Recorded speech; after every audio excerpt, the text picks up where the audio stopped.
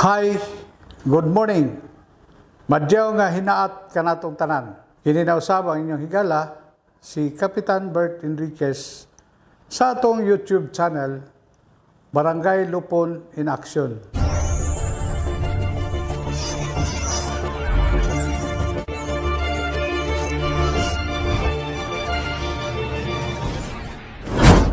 Importante ang topic nga atong hisgutan i-discuss karon nga episode. I-discuss nato ang procedures in filing a complaint dinha sa katarungan pambarangay. Atong i-detalye ang mga pamaagi, no? Ang mga proseso sa pag-file sa reklamo dinha sa barangay. But before anything else, gusto nako matubag ang mga pangutana pinaagi sa pag-text sa atong mga followers. Ang pangutana goes like this, no? Agi og sumpay ni connection sa atong topic atong last nga episode. The question is, can a lawyer be appointed as Lupon member? Pwede ba kuno nga ang isa ka abogado ma-appoint pagka Lupon member? Nga ang ikaduha nga pangutana, ang active military personnel na pwede ba sad ma-consider, ma-appoint as Lupon member. Now, sa unang pangutana, gusto na ko i-cite, no, ang case ni no other than sa atong provincial prosecutor, Attorney Danny Serrano. Nahimo na siyang Lupon member way back mga year 2006 up to 2010. Din sa Barangay Doongan. No, ato nga higayon si Attorney now Prosecutor Danny Serrano connected pa sa Department of Agrarian Reform.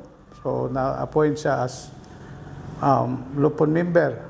So the question kung pwede ba, the answer is yes. Ang ikaduhang pangutana katong active military service, kung pwede ba. Ang atong local government code, particularly sa revised katarungan pambarangay law, prohibits, no, the appointment of an active military personnel na ma-appoint as Lupon member.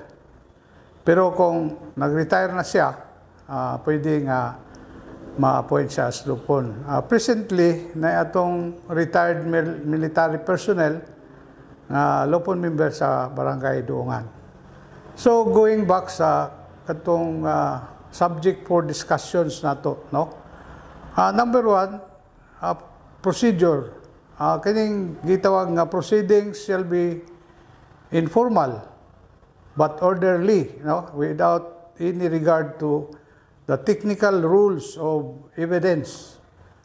Now, sa Lupon, sa katarungan pambarangay, ang mga conciliation nga himuon sa ipahaluna sa mga member sa Lupon, madala ra gyud og sabot-sabot, no? Kauyunan sa both parties, the complainant and the respondent. For example, no, kay informal man siya, unlike sa proper court, very formal yun ang mga proceedings. Dini being an informal sa Lupon, pwede ra masabot-sabutan ang venue, ang lugar, ang oras, kung kano sa ipahimo ang hearing, pwede ra mauyunan sa both parties. Kung ang mga complainant o ang respondent nagtrabaho sa mga private o public offices, mahangyo sila nga pwede mga after office hours, mga alas 5. Pwede ba mahangyo sila nga instead of working days, ipahigayon ang mga hearing dito sa mga adlaw nga during weekends, no? Saturdays, Sundays, and even holidays, no? Provided nga magkasabot ang duha ka partido. Nya available pod ang mga pangkat members. Ang punong barangay available. Pwede ra. Unlike sa proper court nga very formal na nakaset nga mga schedule. So orderly in the sense nga kinahanglan kontrolado sa mga pangkat members ang proceedings. Dili kay pag-abot dito imbes maghusay, nagkagubot kay nagdungan og istorya, nagtinudluay, naglalis. Meaning dili controlled sa mga pangkat members ang proceedings. Di nila wala mahimo nga orderly ang proceedings, no, nga gihimo sa mga conciliation sa pangkat. So imbes maghusay, ang resulta nag-away. Naay isa ka technique, no, kanang paggamit sa gabel kay nagkuan naman very disordered ang both parties ang proceedings. So pwede gamiton ang gabel, no. There is power sa paggamit sa gabel, no.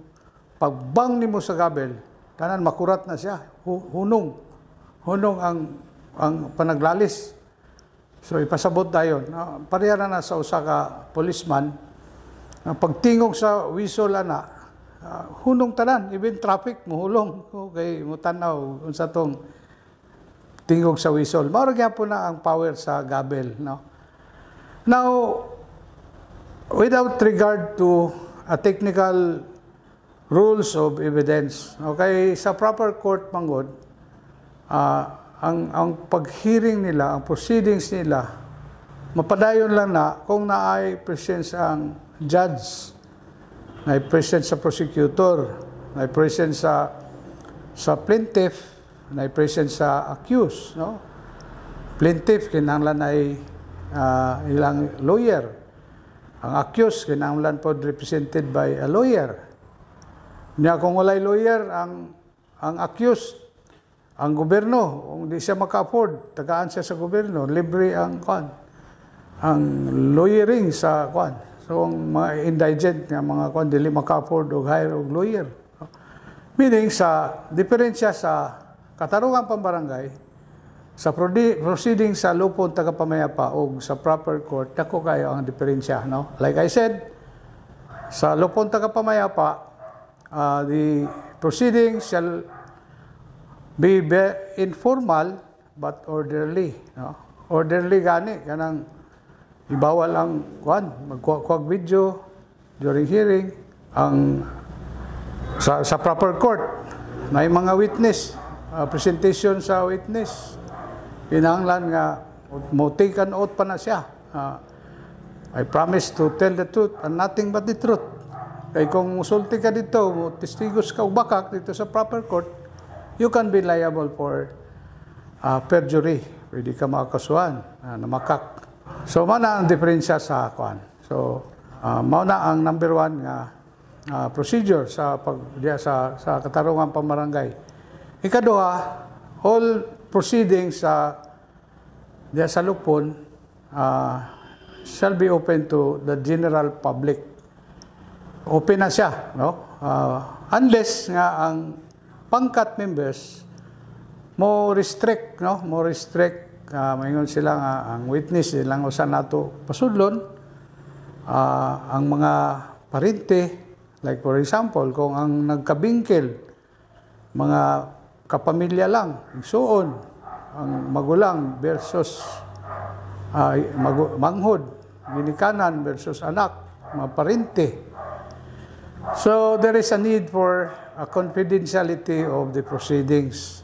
Pwede na i-restrict sa mga pangkat members. Pero generally, open gina to public ang tanan nga proceedings sa katarungan pambarangay. O ang ikatulo, mao nga the parties sa complaint, no, o respondent must appear in person without assistance of a counsel. No, importante gyud kayo ang appearance nga individual, no. Question, itugot ba ang SPA or Special Power of Attorney? The answer is no, because it is so provided sa Revised Katarungan Pambarangay Law. Kanang representative, no, pananglitan ang igsuon ni-file og reklamo sa barangay. Pero ang reklamo, yang igsoon, related to the property, ang i-file nga complaint, kanya girepresentahan siya sa igsoon, ang interested party to as Australia. So dili na pwede. No? Ang balaod is very specific, particularly Section 415, appearance of the parties. No? Katong parties ang ga-complain o ang gi-complain. During hearing, wala gid gialaw ang mga representative. So, muna isa sa parties must appear in person without an assistance of the counsel. Except lang kung minor, no? Mga persons with disability, i-allow na siya na ma-assisted na siya sa anybody but not a lawyer. Unya specific pod nga kanang anybody among sa iyang next of kin, dili lang kay bisag kinsa, no? Kung minor siya, ang mo appear in behalf sa minor, iyang next of kin, not necessarily a lawyer. So, ako lang padumdum nga ang lupon is not a court. Manang misnomer ang pagtawag sa courtroom diyan sa barangay. Kay technically walay courtroom ang barangay, no? Doon na siya conciliation room. Sa Binisaya pa gitawag na lawak husayanan, but not a courtroom. Kaysa ako nang ingon, ang lupon, ang barangay justice system is not a court.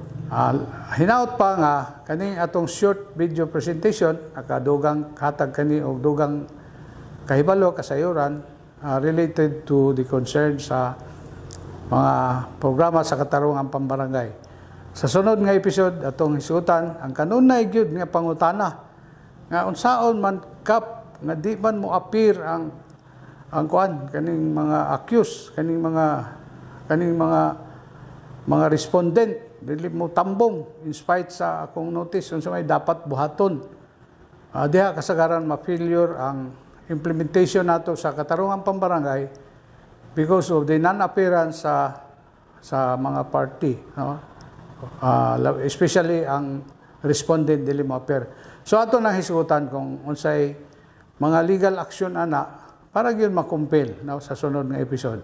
By the way, ayaw kalimti, no, subscribe, i-click ang notification bell para ma-update ka mo sa mga succeeding na ko nga mga short video presentation, short, no, mga 5 minutes lang, 7 minutes.